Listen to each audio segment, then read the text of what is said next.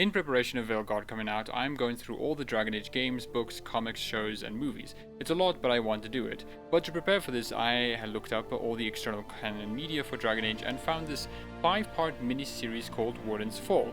It was released in 22 May 2010, 2 months after Awakening came out, and it was produced by Machinima and uses the Dragon Age Origins toolset, the same one that made all the animations and cutscenes for the game.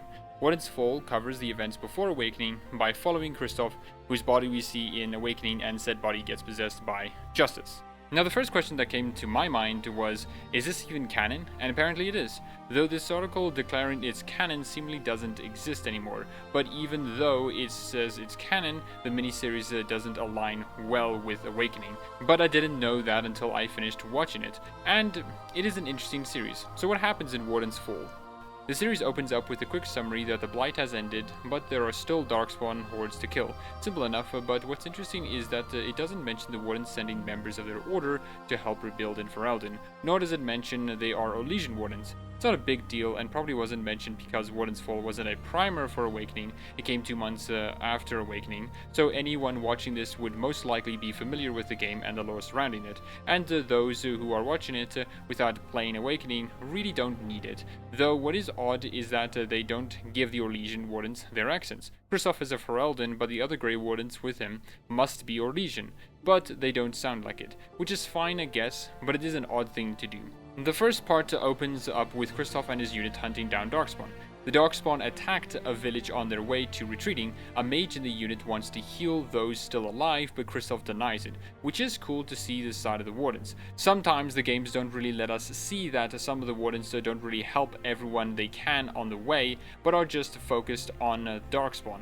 After they catch up with the Darkspawn and kill them, one of them dies in the process. The first part ends with us seeing an awakened Darkspawn.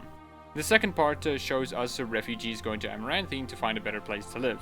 They are led by Cyril, a smuggler. Cyril leads them to a spot that looks very spooky and then says they will camp there. Later, Cyril leaves the camp at night. A while after that, they get attacked by a awakened. There isn't not much to say here, but I do like it. It's very atmospheric and oppressive. It is especially sad when you see all of them die. The third part then opens up with Orlesian Wardens celebrating their victory. Kristoff reminisces on the attacked village and his wife. Then he and another Warden try to drink, but is interrupted by a messenger saying Lieutenant Gable needs him. The conversation opens up with praise for Kristoff. After that, Kristoff says he wants to be released from his service so he can go home. But Gable says Kristoff is needed to investigate attacks outside of Amaranthine. Kristoff suggests the Darkspawn, but Gable retorts and says the attacks were well too organized for Darkspawn. Kristoff says that if it's not Darkspawn, he isn't needed, but Gable says that since Kristoff is a bounty hunter and is familiar with the underbelly of Amaranthine, he will be able to solve it faster. Kristoff is not as convinced until Gable says that he will only be released from service until Amaranthine is safe. So investigating the attacks is part of that. Kristoff then goes to find the survivor of the attack Gable mentions. Remember when I said I doubted the canonicity of this miniseries? Well, this is where I talk about that.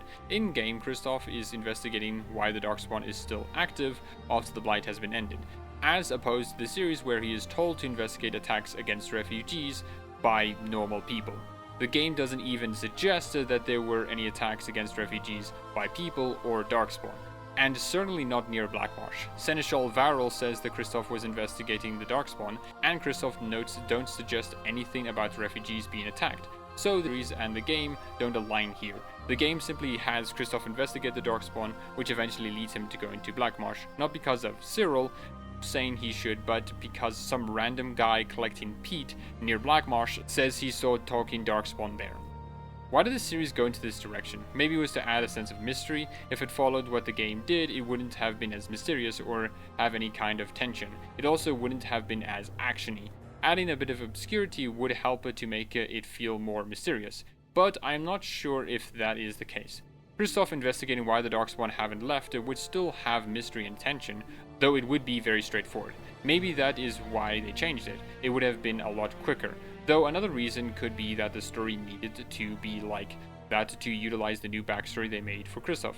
Just a note, nowhere in the game does it suggest that Kristoff is a bounty hunter. It is something we never find out in the game, which kind of implies that he wasn't a bounty hunter before, but became one because the people behind the series wanted him to be. moving on, or maybe it was to add some stakes. Seeing the attack on the refugees gives us a sense of tension, and having Kristoff slowly uncovering it would be cool, but I ultimately don't see why they needed to change it.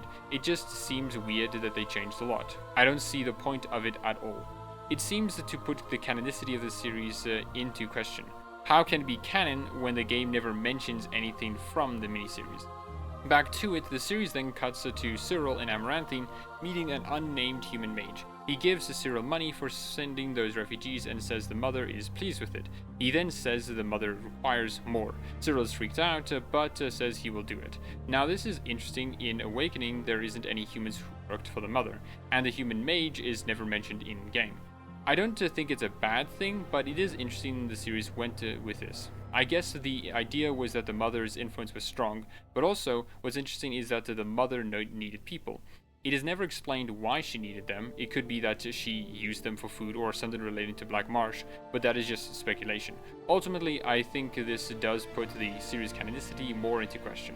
The game never suggests any refugees died at Black Marsh, nor does the game suggest any humans working for the mother. Maybe it was going to be explained in a future continuation of the series, but that never happened.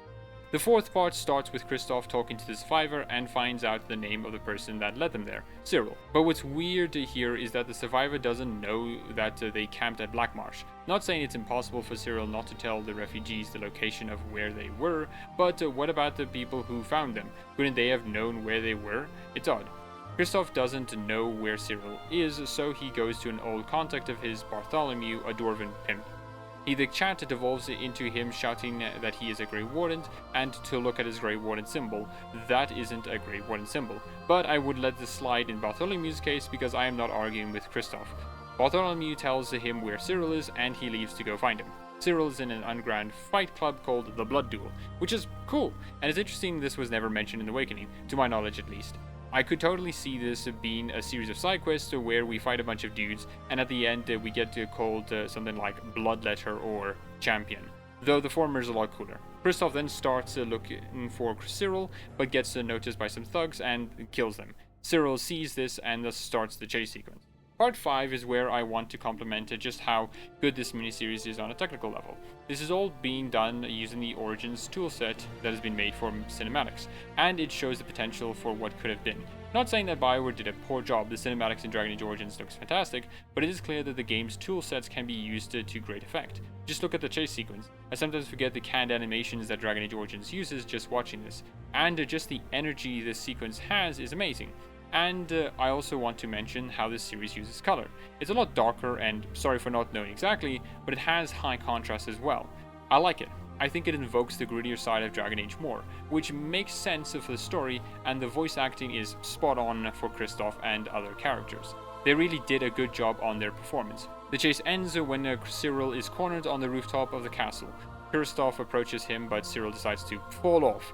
Kristoff runs down to meet him to try to get something out of him. Cyril speaks about Black Marsh and unspeakable evil, then dies. Kristoff then heads off towards Black Marsh. The miniseries ends by saying, "To be continued." But it never was. Now why was it never continued? I have no idea. Maybe Bioware didn't see fit to continue the story because there wasn't much to continue.